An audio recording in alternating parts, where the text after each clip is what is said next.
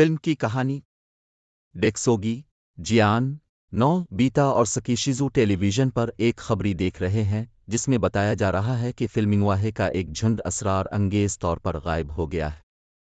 اسے دیکھنے کے بعد نوبیتا پرندوں کی طرح اڑنے کا خواب دیکھتا ہے۔ وہ ڈورا الفاموہے سے مدد مانگتا ہے لیکن وہ انکار کر دیتا ہے۔ اس کے بعد وہ لکڑی کے پر بناتا ہے لیکن ان کی مدد سے اڑ نہیں پاتا۔ جب وہ سکیشیزو کو اس کا پیارا کینری واپس لینے میں مدد کرنے کی کوشش کر رہا ہوتا ہے تو وہ آسمان میں ایک دروازہ کھلتے دیکھتے ہیں اور اس میں سے ایک جہاز پر سوار ایک انسان نما پرندہ باہر نکلتا ہے۔ وہ اپنا تعارف گیسک کے طور پر کراتا ہے جو برڈپیا میں رہنے والا ایک انسان نما پرندہ ہے۔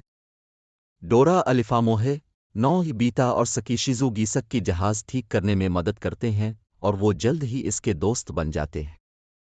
جب گیسک اپنے گھر جانے کے لیے روانہ ہوتا ہے تو جیان اور سنیو اسے پکڑ لیتے ہیں اور اس کا جہاز چھین لیتے ہیں۔ باقی تینوں ان کا تعاقب کرتے ہوئے دروازے سے گزر جاتے ہیں۔ برڈپیا پہنچ کر جیان اور سنیو کو کلایا کہ سپاہیوں نے پکڑ لیا اور انہیں گدھ کمانڈر سی گرڈ کے پاس لے جایا جاتا ہے جو انہیں سزا دینے کا منصوبہ بناتا ہے۔ اس دوران ڈورا الفاموہے نوبیتا اور سکیشیزو گیسک کو الو پروفیسر ہاؤ کے گھر کے قریب پاتے ہیں جہاں وہ شترمرغ ٹیکسی سروس کی مدد سے اسی کلاہے کے سپاہیوں سے فرار ہونے کے بعد پہنچے تھے۔ ہاؤ بتاتا ہے کہ برڈپیا انسانی دنیا سے بہت دور ایک دنیا ہے اور صرف پرندوں کی نقل مکانی کے دوران ہی جڑا ہے جس کی حفاظت برڈ مائیگریشن پیٹرول ٹروپس کرتی۔ سی گرڈ کبھی ان دستوں کا رکن تھا لیکن اسے انسانوں نے گولی مار دی تھی اور اسے جلد ریٹائر ہونا پڑا تھا اور اب وہ ان سے بدلہ لینا چاہتا ہے۔ ہاؤ انہیں مشورہ دیتا ہے کہ وہ چھپ جائیں کیونکہ برڈپیا میں زیادہ تر لوگ انسانوں سے نفرت کرتے ہیں۔ ڈورا الفاموہے اپنے ساتھ برڈ ہیٹس لاتا ہے جو پہننے سے پر لگا سکتے ہیں۔ وہ خود کو ایک کبوتر، نوبیتا کو بطخ اور سکیشیزو کو بناتا ہے۔ تینوں اور گیسک اس کے فوراً بعد جیان اور سنیو کی رہائی کا منظر پیش کرنے میں کامیاب ہو جاتے ہیں اور ڈورا الفاموہے انہیں بالترتیب الو اور لکڑ کٹنے والے پرندے کے برڈ ہیٹس دیتا ہے۔ گسکے نے نوبیتا اور اس کے دوستوں کو بتایا ہے کہ ایک سالانہ مقابلہ رالا آئیکاروس ہوگا جسے پیٹرول ٹروپس کے لیے ممبران کی بھرتی کے لیے استعمال کیا جاتا ہے اور انہیں اس میں شامل ہونا چاہیے۔ گسکے کے والدین اور اس کے دوست ملنگ کے ساتھ رات کے کھانے کے دوران گسکے نے اعتراف کیا ہے کہ وہ دراصل گود لیا ہوا ہے اور وہ اپنی گود لینے والی ماں کی طرف سے پائے جانے سے بالکل پہلے گر جانے کی وجہ سے قدرتی طور پر اڑ نہیں سکتا۔ اس دوران وہ ایک قدیم تختی کو سمجھتا ہے جس میں فینشین کے بارے میں معلومات ہیں جو ایک قدیم ڈریگن نما مخلوق ہے جو دنیا کو تباہ کر سکتا ہے۔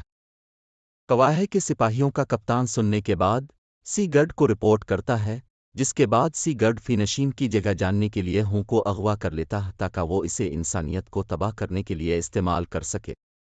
رالا آئیکاروس کے دوران گسکے فاتح ہونے میں کامیاب ہو جاتا ہے لیکن جب سی گرڈ کے شکری قاصد بابل نے سی گرڈ کے حکم پر یہ کہا جاتا ہے کہ جو لوگ اڑنے کے لیے مشینوں کا استعمال کرتے ہیں وہ نااہل تو وہ ڈسکوالیفائیڈ ہو جاتا ہے۔ بعد میں گروپ کو احساس ہوتا ہے کہ وہ غائب ہے اور جب ڈور ٹرانسلیٹر جیلی کا استعمال کرتے ہوئے ٹیبلٹ پڑھ کر فینشین کے بارے میں جانتا ہے تو وہ آئیکاروس کی تلاش میں جاتے ہیں جو ایک افسانوی عقاب ہے جسے سی گرڈ کو گولی مارنے کا غلط الزام لگانے کے بعد برڈپیا کی جیل میں قید کر دیا گیا تھا۔ وہ اسے سی گرڈ کو فینشین کو جگانے سے روکنے پر راضی کرنے میں کامیاب ہو جاتے ہیں جو ایک برفانی پہاڑ پر دفن ہے۔ راستے میں انہیں ایک پروجیکٹر ملتا ہے جو 23ویں صدی کے ماہر پرندہ نگاری مامورو تورینو کا ہولوگرام پیش کرتا ہے جو پرندوں کے لیے ایک محفوظ پناہ گاہ بنانے کا جنونی ہے جس کی وجہ سے آخر کار برڈپیا کی تخلیق ہوئی۔ تاہم گروپ سی گرڈ کو روکنے میں بہت دیر کر دیتا ہے کیونکہ وہ فینشین کو کامیابی کے ساتھ جلیتا ہے۔